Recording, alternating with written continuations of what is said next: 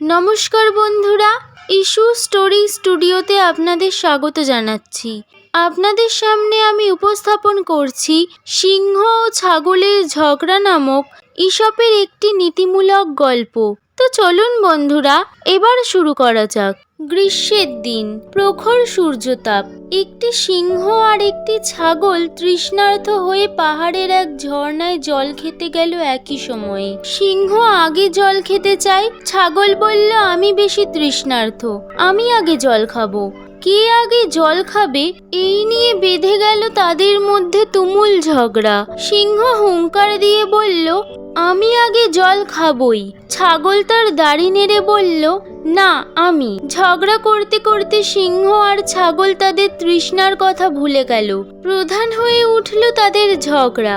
একসময় তারা দুজন পরস্পরকে আক্রমণ করতে উদ্যত হলো।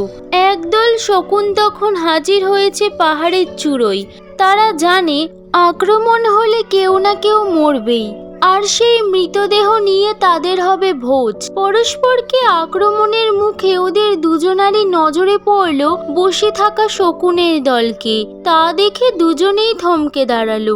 ভাবলো এই যুদ্ধে কারো না কারো মৃত্যু অনিবার্য। সিংহ ও ছাগল দুজনেই তাদের যুদ্ধংদেহী ভাব বদলে ফেলল। দুজনে প্রায় একসঙ্গেই বলল খাও, তুমিই আগে ঝর্ণার জল খাও।